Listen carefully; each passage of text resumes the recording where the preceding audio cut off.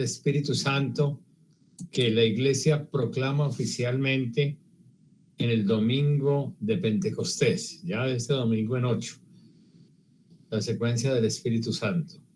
Y pidámosle al Señor que nos dé su Espíritu para que, penetrando la palabra, lo descubramos a Él, nos descubramos a nosotros mismos en su presencia y alcancemos a comprender lo que Él nos dice a través de la Escritura.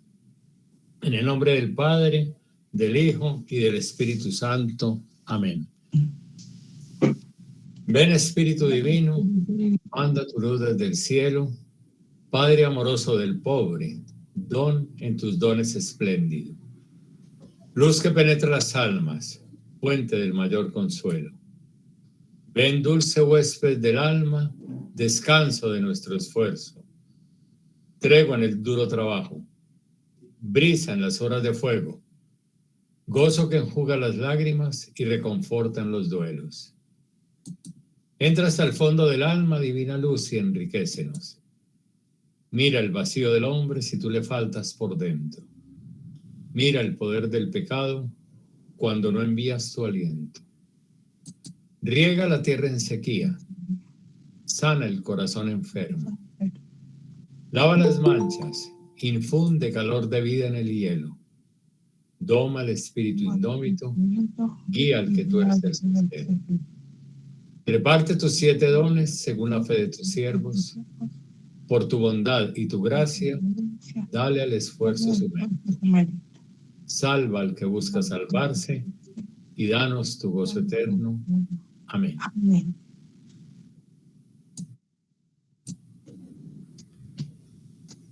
Les había pedido que leyéramos los 2 primeros capítulos del Evangelio de San Mateo. Si lo leímos nos damos cuenta que es muy diferente el relato de Mateo al relato de Lucas. Es muy difícil en un encuentro de estos estarnos dando la palabra, pero yo sí quisiera en este momento preguntarle a unas pocas personas, o preguntarle no, invitar a que algunas pocas personas de una manera muy breve dijeran qué les llamó la atención al leer estos 2 capítulos de Mateo y con el criterio con que lo estábamos leyendo, y si encontraron algo de diferencia con el de Lucas. Pero ¿qué les llamó la atención?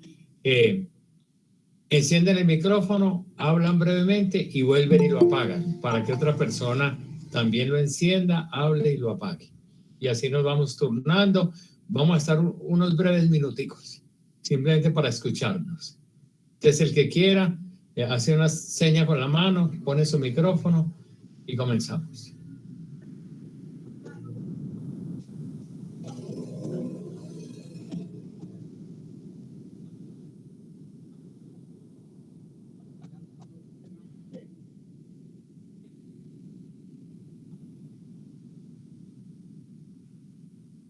Bueno, si no hay intervenciones, ya después, más adelante, podremos tenerlas. Vamos entonces a penetrar un poco en la situación histórica que se vivió en el momento en que se estaba escribiendo el Evangelio de Mateo.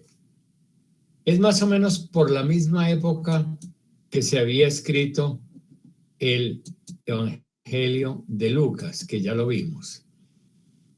Pero los dos abordan la situación de una manera diferente. ¿Cuál era la situación? En el año 70, o sea, más o menos unos 40 años después de la muerte de Cristo.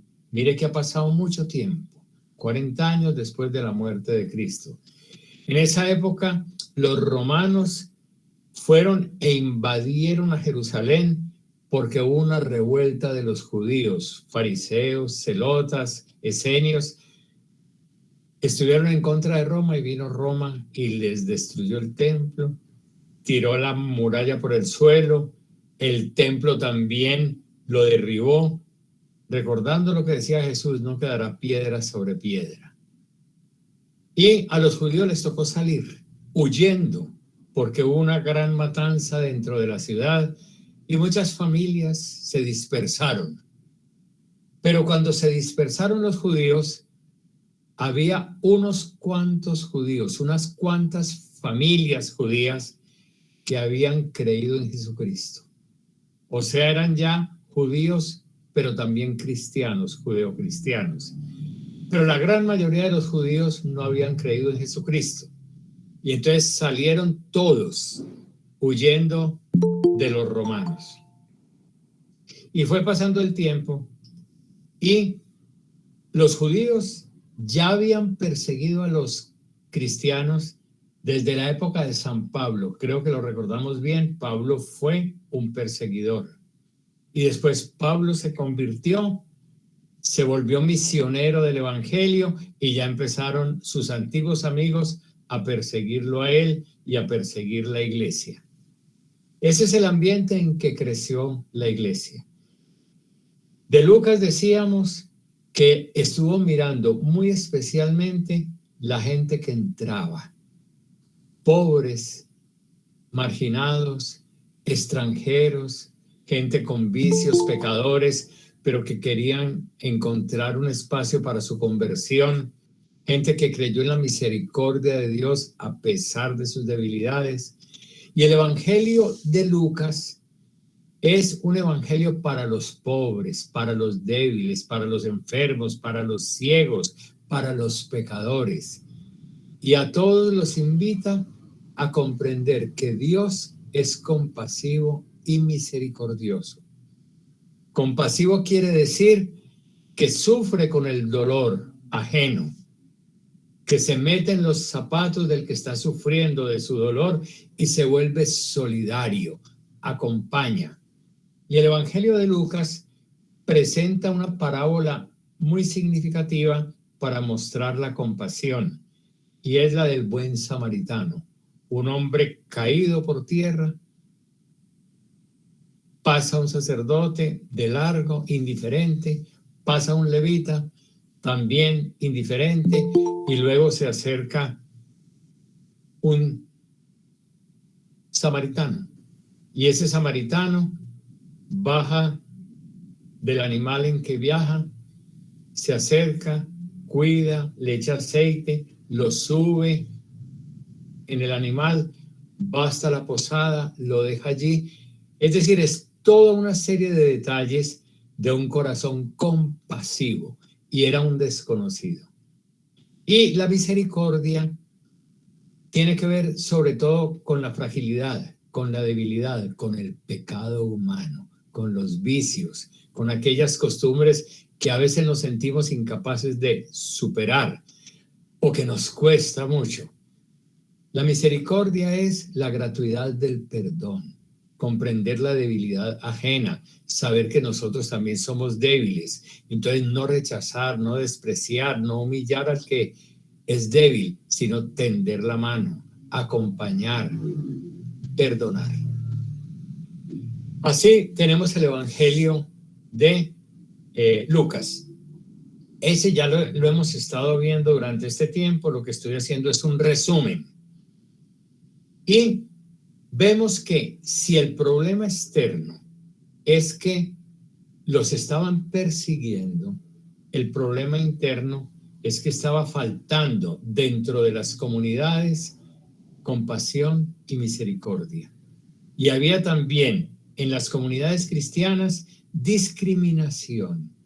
Los que estudiaban y tenían sabiduría y tenían títulos despreciaban a los que no tenían esos títulos. Los que tenían dinero y poder hacían como grupitos, como élites, y a veces separados de los que menos posesiones tenían. Pablo habría criticado también mucho esas divisiones en la iglesia de Corinto, pero así fue apareciendo la iglesia, también con necesidad de corregir por dentro cosas que no están de acuerdo con el Evangelio. Creo que lo mismo nos pasa a nosotros. Nosotros podremos estar viviendo político, a nivel económico, a nivel social, toda la violencia y corrupción que hay. Pero tenemos que aprender a mirarnos a nosotros mismos también. Y el Evangelio de Lucas hace que volquemos la mirada muy especialmente a las dificultades internas, a la falta de misericordia, a la falta de compasión, a la indiferencia que hay a veces frente a las situaciones que ocurren en la vida o en la misma comunidad. Y por eso vemos que en el Evangelio de Lucas se habla muy duro a los que están apegados a las riquezas. Aquella parábola de el hombre que banquetea en su casa, el opulento, y que en la puerta hay un habitante de la calle, pobre, enfermo, que hasta los perros se acercan a lamerle las heridas, y hay una indiferencia total. Y eso lo cuestiona profundamente el Evangelio de Lucas. Y que nosotros a veces también somos igualmente indolentes ante los sufrimientos de muchas personas. En el Evangelio de Lucas encontramos pues la introducción que nos hace y que hemos trabajado en estas semanas anteriores, es con una serie de relatos que ponen de frente a Juan el Bautista y a Jesús. El anuncio del ángel a Zacarías, el papá de Juan el Bautista, diciéndole que su mujer, estéril y anciana, va a tener un hijo, y él no cree. Luego el anuncio a la Virgen, que le dice que Dios se ha enamorado y quiere tener con ella al Hijo encarnado, al Hijo de Dios. Y ella no entiende, pregunta, pero deja que el misterio penetre en su vida y acepta: soy esclava del Señor. Luego se unirán las dos mujeres y se unirán las dos criaturas cuando María visita a Isabel. Y es un encuentro de alabanza, de alegría, de reconocer la acción de Dios en ellas y de servicio también, servicio mutuo. Luego veremos el nacimiento de Juan el Bautista y la circuncisión, cuando le ponen un nombre nuevo. Y veremos el nacimiento de Jesús, la noticia a los pastores, y terminaremos con la presentación del niño en el templo y ya el niño de 12 años en medio de los doctores de la ley. Y ese texto último es muy bonito porque es el fin de toda la presentación. Nosotros sabemos que siempre son los alumnos, los estudiantes, los discípulos, los que rodean al maestro. Y allí están todos los maestros de la ley rodeando a un niño de 12 años, porque ven en él una gran sabiduría y se maravillan con las preguntas que hace, con su sabiduría y sus afirmaciones. Y así terminará la introducción de Juan el Bautista, que nos dicen que se fue al desierto. Y nos dirán que el niño después se fue de nuevo con sus padres a Nazaret y allí se sometió a ellos. Y crecía en sabiduría y en gracia delante de Dios y de los hombres. Es una forma de terminar la introducción muy hermosa, con un niño de 12 años que comienza a ser mayor de edad. En Israel, la mayoría de edad empezaba a los 12 años. El Evangelio de Mateo, como vimos ahora, es muy distinto. Y uno puede empezar a ver una serie de diferencias. Aquí, por ejemplo, la anunciación del ángel no es a María, sino a José. No aparece Juan el Bautista por ningún lado, ni Isabel ni Zacarías. El ángel le dice a José que no tenga miedo de tomar a María, porque lo que tiene ella en el vientre es don del Espíritu Santo. Es don de Dios en ella. Incluso no se nos dice que estén en Nazaret. Ahí no aparece Nazaret. Nos dice simplemente que José atendió el llamado del ángel y la tomó por esposa. Y el niño nació en Belén. Pero ese relato termina con un texto. Y creo que recordamos el texto.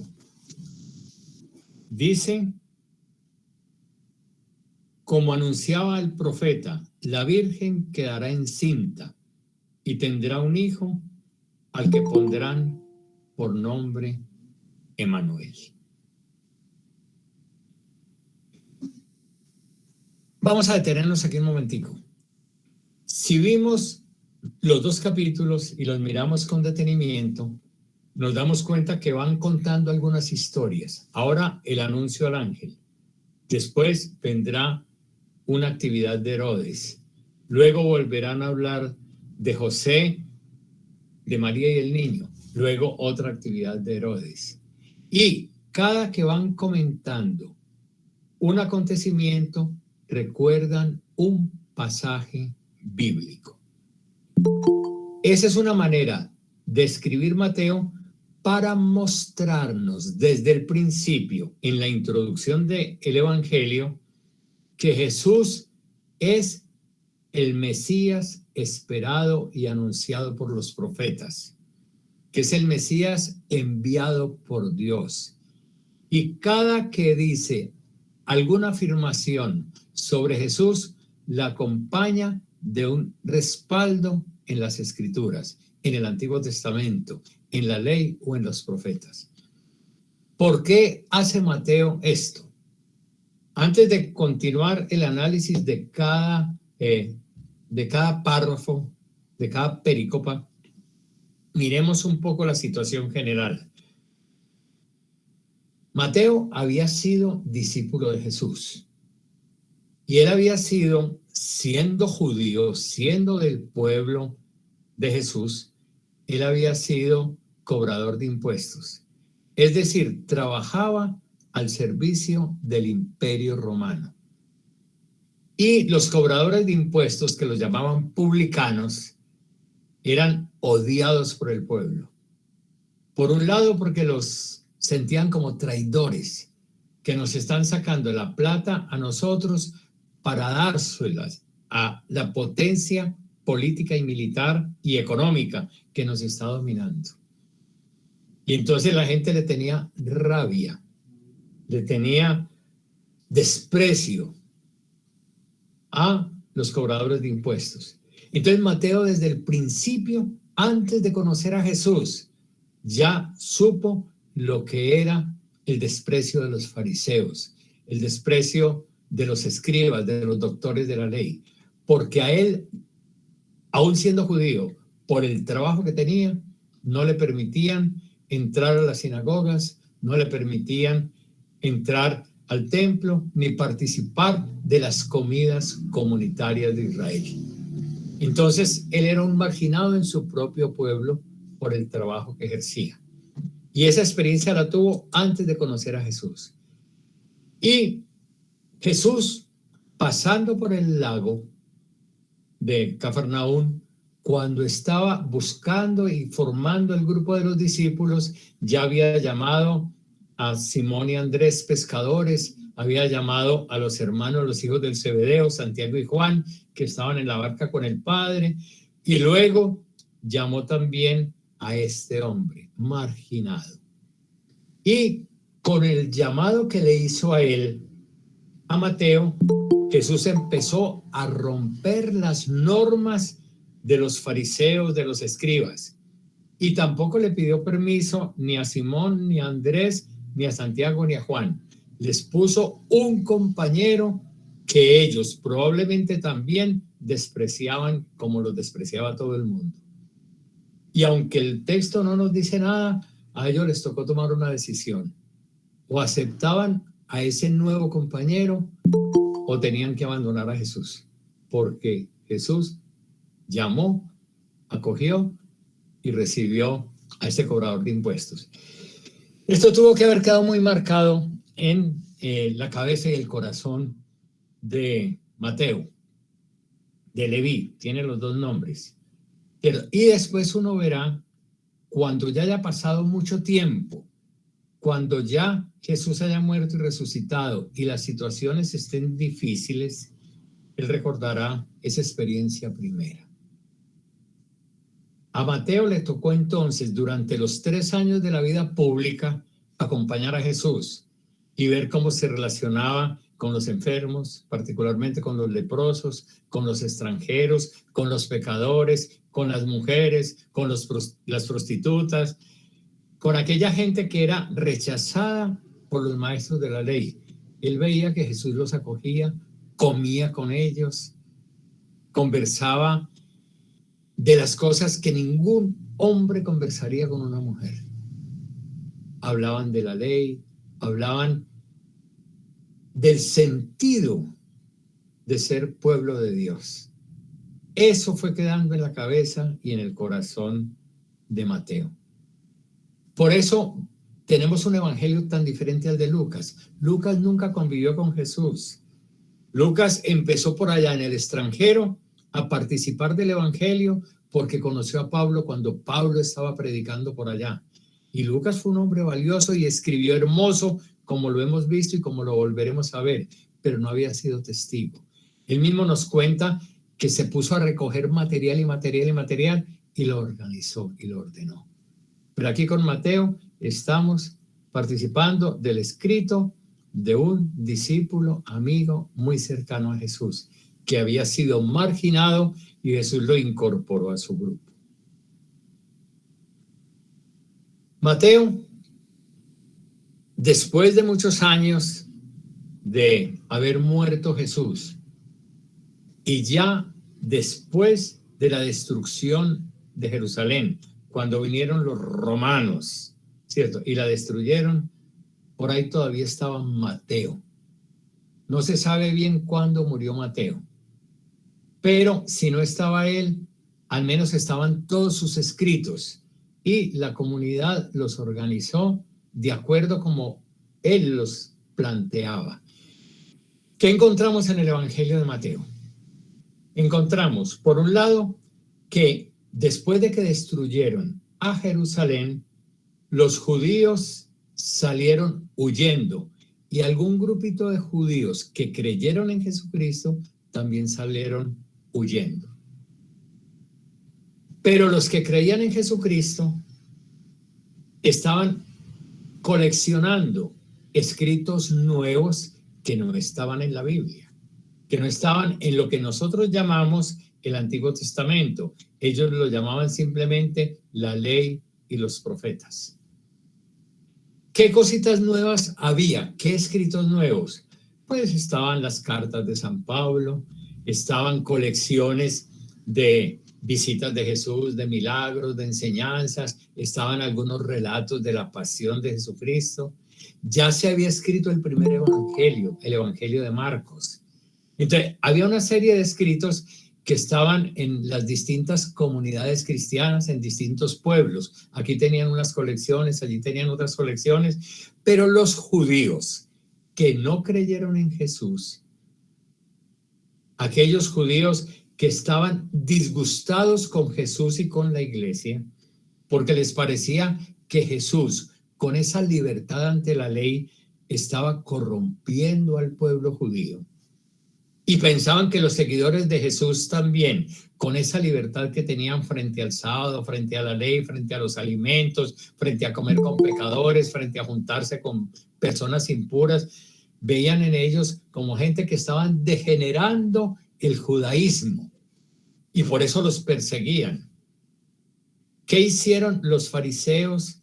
¿Qué hicieron los escribas y los maestros de la ley al ver ya sin templo, ya sin ciudad, ya sin murallas, lejos de su tierra, exiliados por donde fuera? ¿Qué hicieron para mantener su identidad como pueblo judío? Hicieron una asamblea en un pueblo llamado Yamnia. Y en esa asamblea hicieron la lista de los libros que ellos iban a seguir aceptando como inspirados por Dios. Eso se llama el canon de la Biblia. Y podríamos decir el primer canon porque después organizaron otro, pero no nos metamos en eso. Sacaron la lista de los libros que ellos aceptaban como inspirados por Dios y al mismo tiempo rechazaron ese montón de escriticos que hay por ahí de los cristianos, que es el Evangelio, que lo de Jesús, que decir que Jesús sí era el Mesías, si es el Hijo de Dios, que las cartas de Pablo, todo eso lo consideraron como falso. Decían, son escritos apócrifos, no son inspirados por Dios. Y entonces ellos sacaron los textos que hoy llamamos la Biblia hebrea. Y esa es la Biblia, dijéramos, del Antiguo Testamento que aceptan algunas comunidades protestantes y evangélicas. Nosotros también las aceptamos, solo que en la Iglesia Católica, además de esos textos, tenemos otros más, pero tampoco nos vamos a meter en eso. Simplemente quería decir que los judíos empezaron a resistir ese movimiento de los cristianos. Se opusieron y muy violentamente persiguieron y mataron a muchos cristianos. Ya sabemos el caso de Pablo, lo recordamos. Y los cristianos estaban viviendo así, pero entonces lo que hizo Mateo, hizo comunidad, fue también organizar el evangelio para mostrar que los judíos eran los que estaban errados, que no eran los cristianos engañando a la gente y pervirtiendo al pueblo. No, que eran los judíos, porque dicen ellos que llegó el Mesías esperado y anunciado por los profetas y que ellos mismos, los judíos, lo rechazaron, no le creyeron. Y por eso dejaron de ser el pueblo elegido de Dios. Miremos que el Evangelio de Mateo entra en conflicto con los judíos. Los judíos dicen, estos son unos impostores, y los cristianos dicen, los judíos rechazaron al Mesías, perdieron el derecho a llamarse pueblo de Dios. Y tienen un texto que es muy interesante en el Evangelio de Mateo, cuando Pilato quiere salvar a Jesús. Pilato quiere salvarlo. Pilato es un romano, pero los sumos sacerdotes y los escribas y todos están diciendo crucifíquelo, crucifíquelo, él es un impostor y tal cosa. Y Pilato con ganas de salvarlo. Dice Pilato en un momento, lavándose las manos, dice, no tengo nada que ver con la sangre de este hombre. O sea, no me hago responsable de su muerte. Y los judíos dijeron que su sangre caiga sobre nosotros y sobre nuestros hijos. Ese es el momento en que Mateo pone eso para decir claudicaron, que la sangre de Jesús caiga sobre ellos. Es decir, nos hacemos responsables de esa muerte y que nuestros hijos también sean responsables de esa muerte. Y así, dice Mateo, perdieron el derecho, porque no creyeron a los profetas, no creyeron a los escritos sagrados, no reconocieron al Mesías y entonces ya dejaron de ser el Israel de Dios. ¿Quiénes son el nuevo Israel? Los que creímos, los que aceptamos a Jesús como Mesías, los que nos bautizamos ahora en su nombre y en el nombre del Padre y del Espíritu Santo. Entonces, nace un pueblo nuevo con aquellos que creyeron. El pueblo antiguo ya perdió. Después se reconocerá que Dios no falta su promesa y que para ese pueblo también hay esperanzas. Pero es bueno saber este contexto, porque sabiendo este contexto, está Mateo contando la historia de Jesús. Y Mateo, recordemos lo que habíamos dicho al principio, coge el Evangelio de Marcos. Marcos tiene un evangelio muy cortico, muy sencillo, que empezó ya con Jesús adulto cuando se hizo bautizar. Y coge ese evangelio y también le pone 2 capítulos de introducción, que es lo que empezamos a ver hace algún momento. 2 capítulos de introducción. Y luego, lo de Marcos lo va complementando, especialmente con unos discursos y con unas acciones muy organizadas. Los discursos son, por ejemplo, pone en 3 capítulos, en el capítulo 5, 6 y 7, pone toda la predicación que llamamos del Sermón del Monte, y ahí pone todo lo referente a la nueva ley para el nuevo pueblo. Y entonces aparece Jesús en el monte dándole la ley al pueblo y haciendo una alianza con el pueblo, así como Moisés en un monte le había dado los 10 mandamientos al pueblo de Israel. Aquí está Jesús como el nuevo Moisés, dándole al pueblo la nueva ley. También lo encontraremos en otros momentos, hablando de la comunidad, hablando de la misión. Son 5 discursos, pero este tampoco es el momento de verlos. Les hablo de la ley porque es muy importante y creo que todos recordaremos palabras de Jesús. Cuando dice, a ustedes se les dijo esto y esto, la ley antigua, la ley de Moisés, no matarás, no adulterarás, etcétera, etcétera, honrarás a tu padre y a tu madre, ¿cierto? Pero Jesús sigue diciendo, pero yo les digo, aquel que mire a una mujer ya fornicó con ella. O sea, aquel que la mire. Él está poniendo la nueva ley. Y hay una diferencia muy grande entre la ley que está poniendo Jesús con la otra ley. La otra ley son mandatos, prohibiciones, obligaciones, etcétera. Lo de Jesús son actitudes del corazón. Son formas de ser, formas de actuar. No obedecerle a la letra, no obedecerle a un mandato o a una prohibición, sino al Espíritu de Dios, que es misericordioso, que es compasivo. Y por eso va a terminar eso diciendo, sean ustedes como Dios, sean compasivos como Dios es compasivo. Ahí encontramos entonces la gran novedad de Jesús, que Mateo quiere resaltar.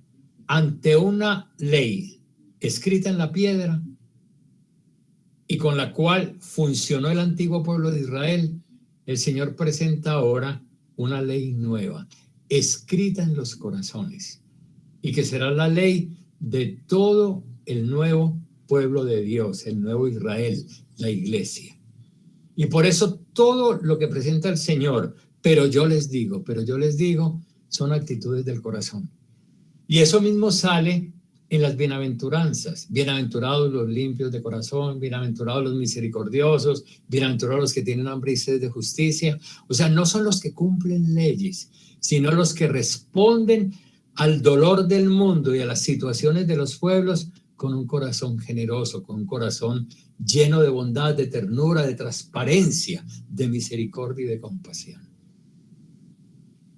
Entonces ya estamos viendo aquí ese aspecto del Evangelio de Mateo, que se confronta con Israel, y entonces cuando habla de Jesús le está mostrando también a los judíos, miren, crean que en Jesús se cumplieron las escrituras, se cumplieron todas las profecías, todas las esperanzas, y entonces relata una cosita y pone un texto, relata otra cosita y pone otro texto. Entonces, ya con ese contexto alcanzamos a entender mejor y podemos seguir continuando con los 2 capítulos primeros de Mateo. Entonces, si tienen abiertas sus Biblias, retomamos el capítulo 1. Empieza con una genealogía. Dijimos que esa genealogía no la vemos todavía. La veremos Dios mediante después y con detenimiento. Pero vamos a ver ahora el primer texto, el que pasamos ahorita así rápidamente, nos dice lo del origen de Jesucristo. Y dice de esta manera, María, su madre, estaba comprometida para casarse con José, pero antes que vivieran juntos, se encontró encinta por el poder del Espíritu Santo. José, su marido, que era un hombre justo,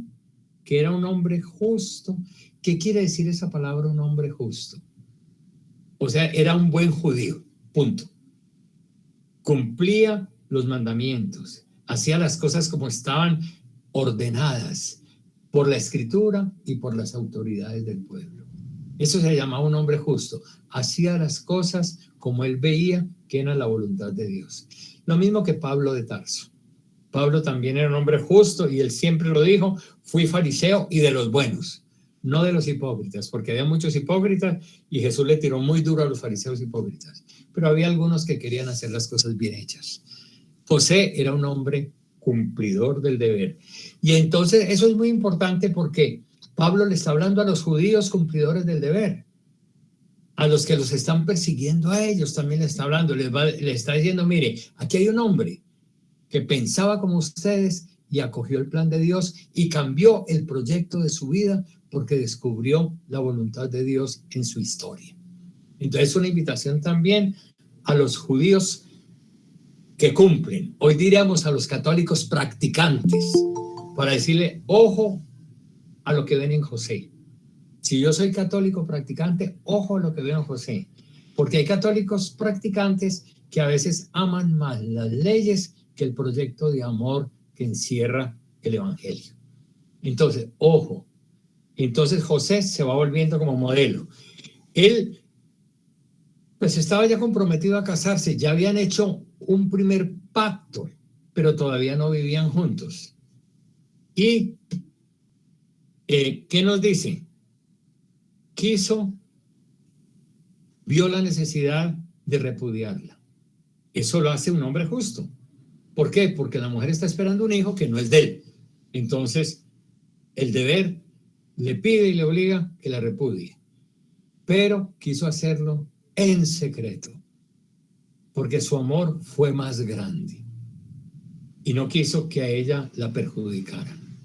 Entonces, mire cómo desea cumplir la ley, pero pone el amor por encima. Entonces, ¿va a repudiarla? Sí, pero en secreto. Y nos sigue diciendo,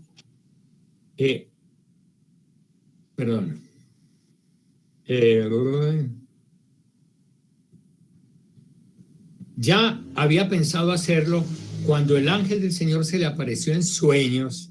Miren, muy interesante, se le apareció en sueños y le dijo, José, descendiente de David, no tengas miedo de tomar a María por esposa, porque su hijo lo ha concebido por el poder del Espíritu Santo.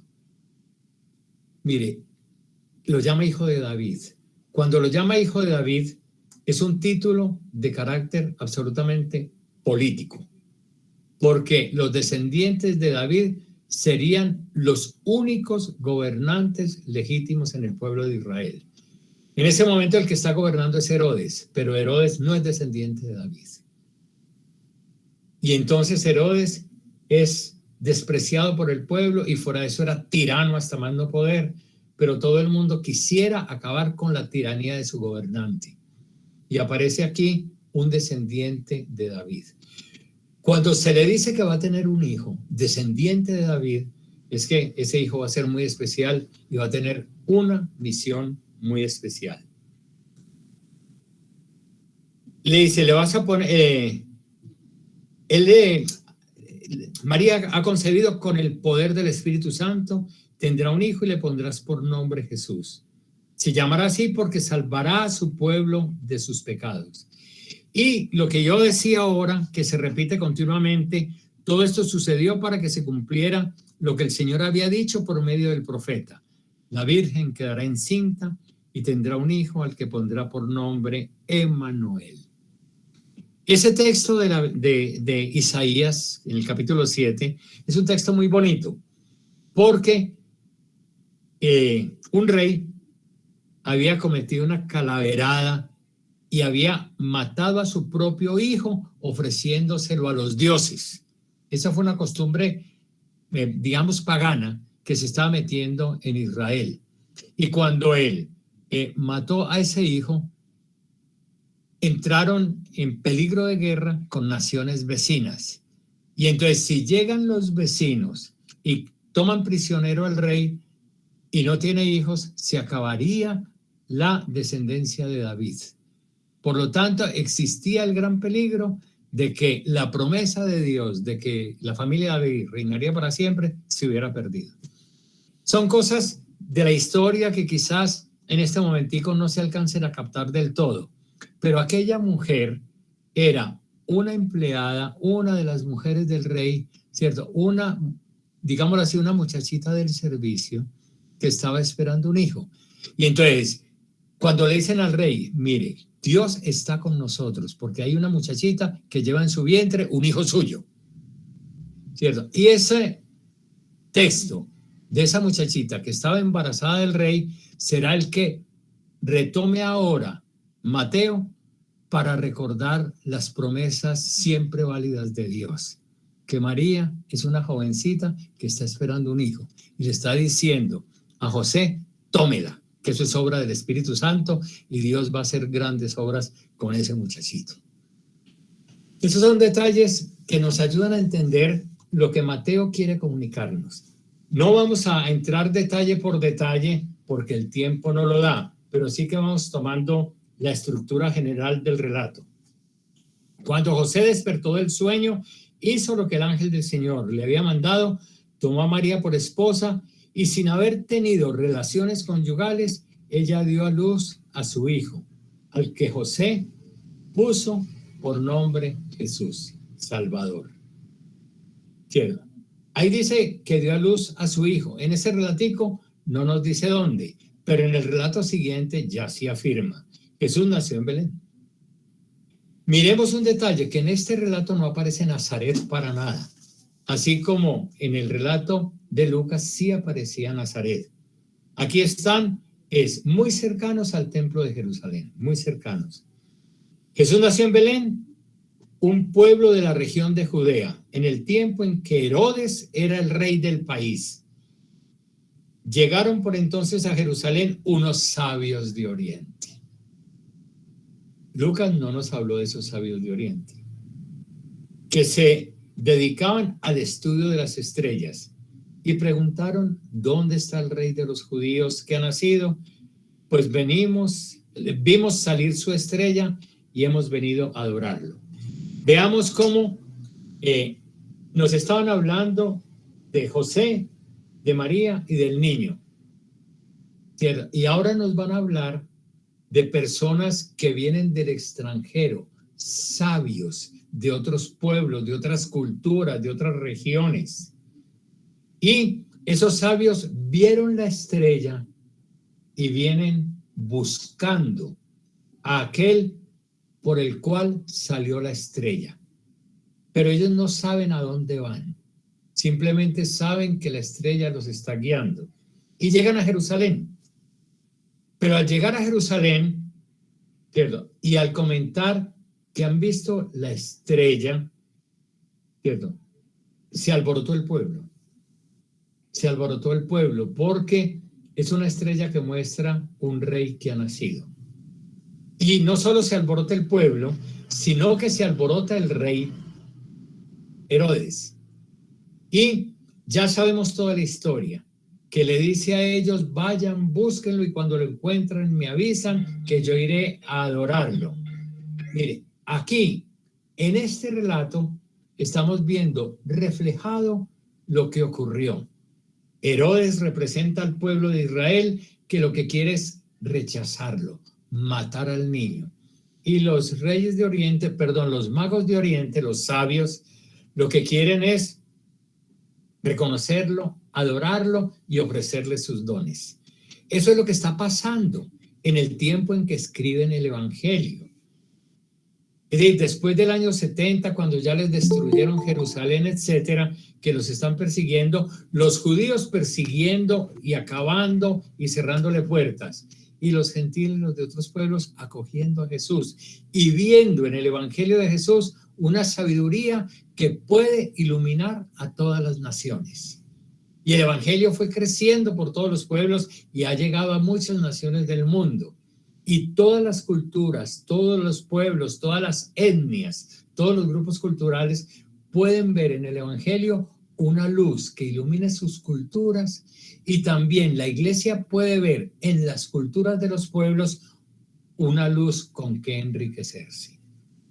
Eso ya Mateo lo tenía claro y por eso recuerda estos acontecimientos que ocurrieron con Herodes y con los magos de Oriente. Nosotros estamos acostumbrados a decir los reyes y hasta decimos que son 3 y les ponemos nombre, Melchor, Gaspar y Baltasar. Pero si ustedes miraron, en ningún momento aparece que sean 3 y en ningún momento aparecen los nombres. Simplemente presentaron 3 obsequios, oro, incienso y mirra, y por eso se pone que hubiera 3. Pero no, esos son símbolos de las riquezas que los pueblos ofrecen porque son riquezas suyas y con los cuales se puede alimentar el evangelio. Todas las culturas tienen riquezas tradicionales que pueden servir para enriquecer el evangelio y en el evangelio para crear ese ambiente de fraternidad en los pueblos. Entonces, estamos viendo ese relato en el que ya se ve la actitud del pueblo de Israel representado en Herodes, ¿cierto? Que lo que quieren es mantenerse en el poder y eso que nació por ahí, el niño que nació en Belén, esa iglesia que están haciendo se vuelve un peligro para los que están apoderados de la tradición del pueblo de Israel. Y por eso hay que buscar al niño para matarlo. Y por eso están buscando a la iglesia para acabar con ella. O sea, comparando un poco las dos realidades. Y por eso también se persigue en estos pueblos a los líderes que ofrecen alternativas nuevas, aquellos que por la verdad, por la honestidad, por la lucha en favor de los derechos humanos desestabilizan el poder, hay que acabar con ellos. Ese es el pensamiento de muchos. Hay que acabar con ellos porque vuelven inestable el poder, ¿cierto? Pueden terminar con ese dominio que se ha tenido.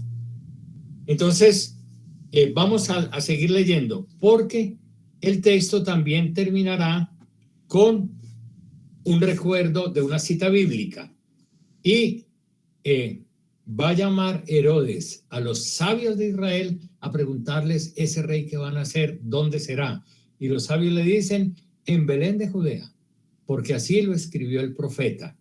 En cuanto a ti, Belén de la tierra de Judá, no eres la más pequeña entre las principales ciudades de esta tierra, porque de ti saldrá un gobernante que guiará a mi pueblo Israel. Entonces Herodes llamó en secreto a los sabios, les dijo que le avisaran dónde y que él iría después a adorarlos. Pero aquí vemos que el relato está apoyado por un texto del Antiguo Testamento. No nos olvidemos, le está escribiendo también a los judíos que no han querido creer en Jesús. Entonces, para que los creyentes, judíos o no judíos, de los pueblos que sean, y los que no han querido creer, encuentren en Jesús una luz que les ayude a tomar decisiones, qué hacer con el evangelio, frente al evangelio y frente a la situación que están viviendo. Luego podemos mirar lo que aconteció.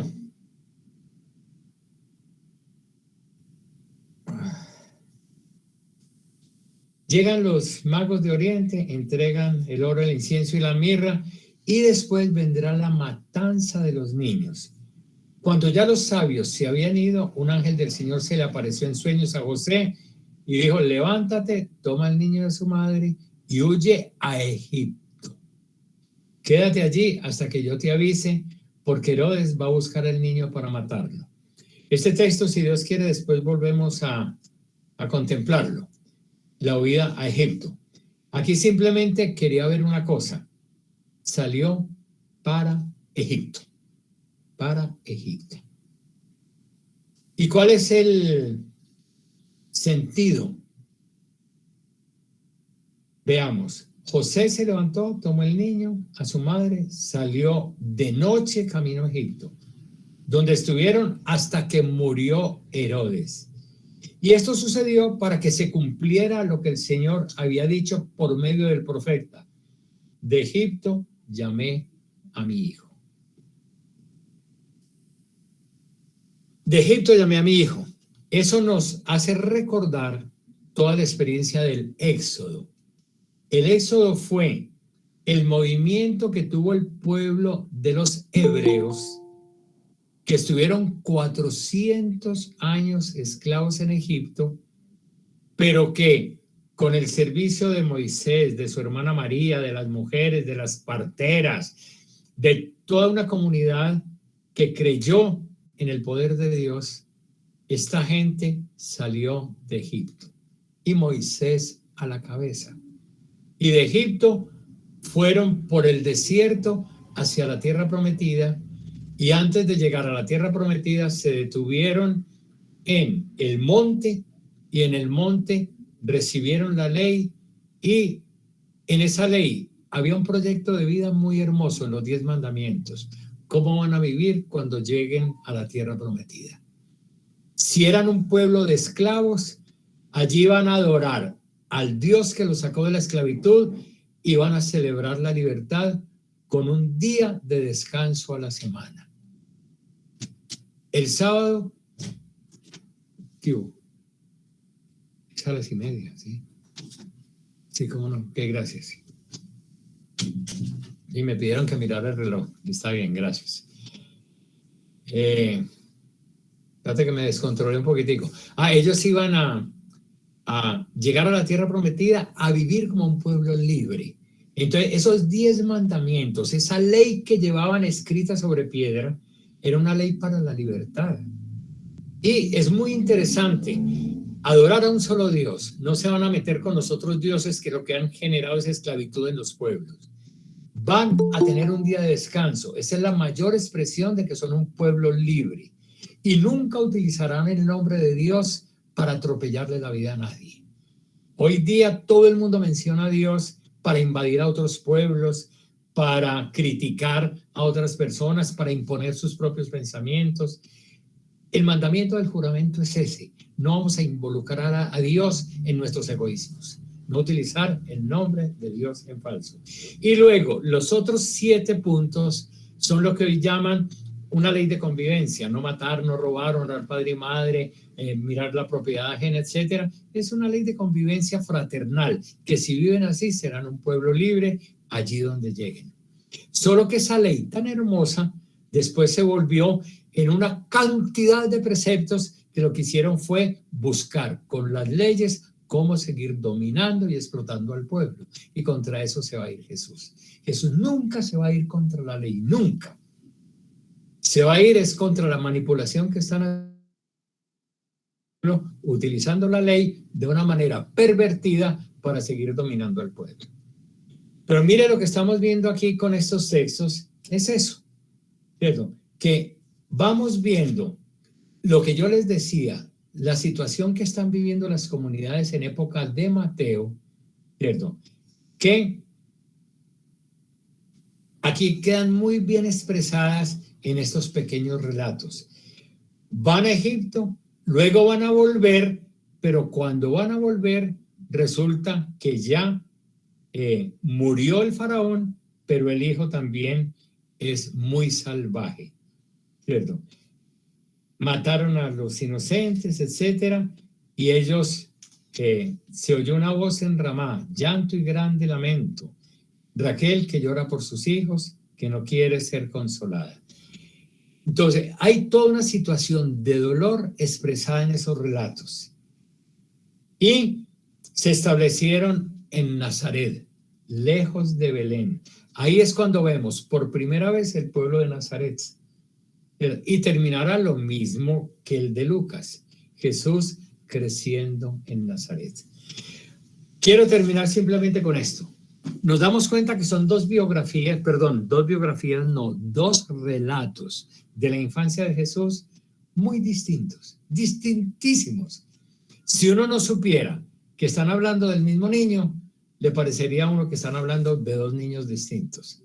Uno centrado en Jesús, comparándolo con el Bautista y con la figura de la madre presente, el otro hablando de Jesús también, pero con la figura del padre de José y con unos magos de Oriente. En Lucas no aparecen estos magos de Oriente, en Mateo no aparecen ni Isabel ni Juan el Bautista. Es de 2 historias como muy distintas, pero a pesar de todas las diferencias, tienen lo fundamental en común: hijo de María, anuncio del ángel, sin intervención de José, José asume la realidad, le da su historia a Jesús. Y cuando digo le da su historia a Jesús, eso va a ser parte del tema dentro de 8 días, si Dios quiere. ¿Cierto? Que le da su tradición, le da su genealogía. Por eso dentro de 8 días, si Dios quiere, estaremos con la genealogía. Otra cosa en común, ¿cierto? Es que el niño nació en Belén. Y otra cosa en común, va a terminar en Nazaret. Y hay otros elementos de los cuales hablaremos.